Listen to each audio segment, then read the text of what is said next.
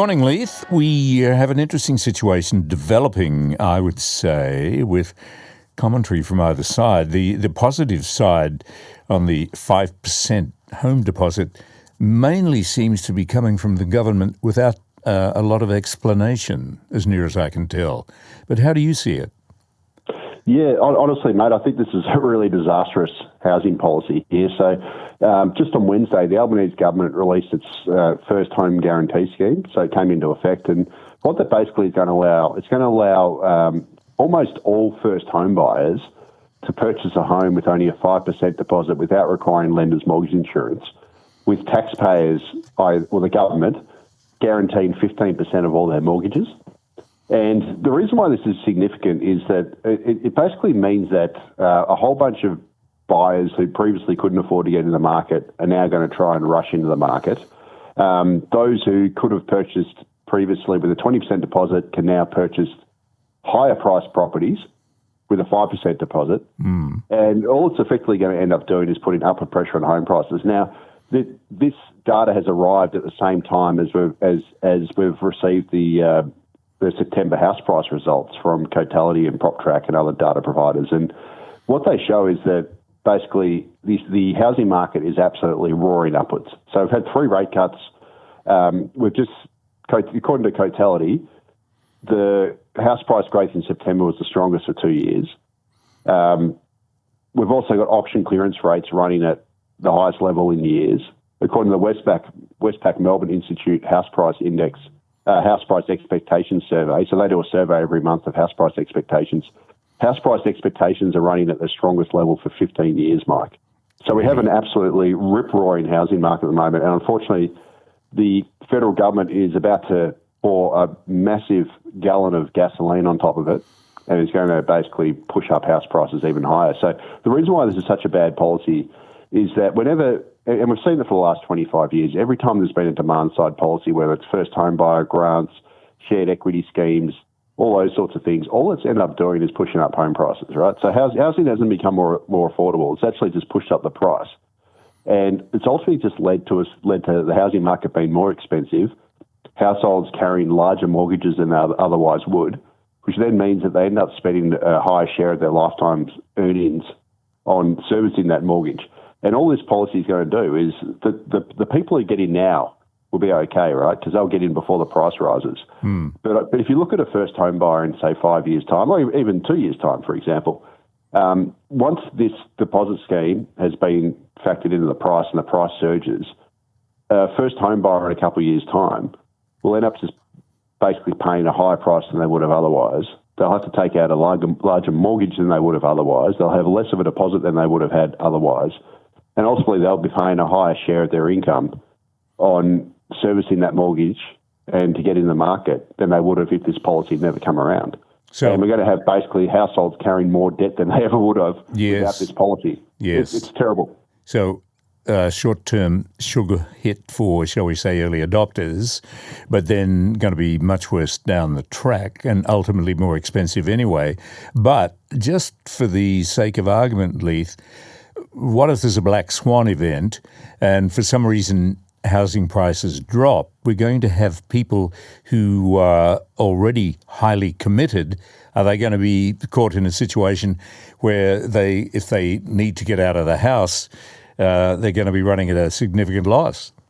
Oh, absolutely. So negative equity is what they call it. It's basically when you owe more on your house than your house is worth. Yeah. That becomes a real risk when you purchase a 5% deposit, right? Because prices don't need to fall very much for you to suddenly be underwater, especially if you just purchase. Now, we don't have to look very far. So in across the pond in New Zealand, their housing market's fallen 17% from its peak of a couple of yease ago. It's actually down about 30% once you adjust for inflation, but just in price terms, it's fallen by about 17%. Also in Canada, which has had a similarly expensive housing market, has a similar political system, similar banking system. They've also experienced almost 20% decline in their home prices. So you don't have to look too far to know that significant house price falls can happen, and that when that does happen, a whole bunch of recent purchases could be swimming underwater, and also taxpayers will be on the hook then if they do default in their mortgages. taxpayers will be on the hook for 15% of that mortgage, and will effectively have to make up the difference. Now, there's also another problem here, Mike, which is related, in that given that the federal government has encouraged all these first home buyers into the market with this policy, and taxpayers are now carrying the can for 15% of the mortgages, it also will incentivise the federal government to ensure that prices never fall, yes, right? And to implement future policies, to push up home prices rather than make home prices more affordable. So it also creates a direct incentive for the federal government to continue to support the market through these sorts of policies. So, they could easily, the next time it looks like the market's wavering and prices could fall, they could then go, you know what, we're going to do some other sort of stimulus, whether it's a new first home buyers grant or whatever, to try and push prices back up. And they will be incentivised to do it because the taxpayer is now on the hook for 15% of these mortgages, and also they will have just enticed a huge crop of buyers into the market with these skinny deposits, and they won't want to take the flack of those home buyers who have been enticed in the market going underwater. So, there's a whole lot of risks here all over the place, and that's why I've sort of called it a state-sponsored housing bubble, if you want to call it that. Yeah, but I can see that, and so it means that we're going to have a government continuing to disrupt what could we say a genuine housing economy. That's right. Yeah, I mean, look, this is supposed to be housing is supposed to be a market like everything else, right? You have a buyer and a seller, and they meet in the middle and they decide on a price. But unfortunately, for 25 years, we've had governments of all persuasions basically manipulating the market. Yes, through all sorts of grants, first home buyer grants, shared equity programs, this policy, a whole bunch of state government schemes, et cetera, et cetera. Also, I mean, I'd also argue tax policy also incentivises people to invest in property, et cetera, which also pushes up the prices as well. But ultimately, none of these policies have given us a more affordable market. In fact, according to Cotality, so their latest chart pack, or their one that they released for August, they haven't done September yet, they showed that Australia's housing stock, so all the houses in Australia, were valued at $11.7 trillion. Now, that on its own doesn't mean much, except that it's a big number. But there's 11.3 million homes in the country. So if you divide 11.7 trillion by 11.3 million,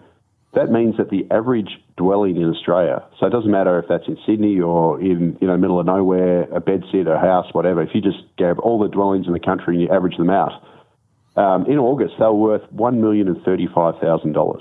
Which is just an extraordinary amount. Well, Australia has some of the most expensive housing in the world already. Yes. And unfortunately, this policy is just going to put more fuel on the housing bonfire. It's just going to push prices even higher than they already are, which is already at absurd levels. So do you have any advice for people who are tempted by this? Should they get in early, or should they be very cautious about what they do? Look, I mean, ultimately, people need to make their own decision based on their needs, right? So obviously, if you're in your 20s, you want to start a family and all that sort of stuff, you don't really want to do that with a rental. But I will also add that the problem here, Mike, is that the rental market is also red hot. So yes. Cotalities, and it's all interrelated, right? So people will say, look, I don't want to be paying rents, and rents have gone up 40-odd% in the last 5 years. The median renter in Australia is paying $10,500 more now than they were at the start of the pandemic. So rents have gone up massively. So a lot of people don't want to pay rent. So they might think, look, prices are expensive and this is a risk, but it's better than paying rent. And Cotality's housing report for September, which was just released yesterday, showed that the rental vacancy rate in Australia has fallen to a new record low.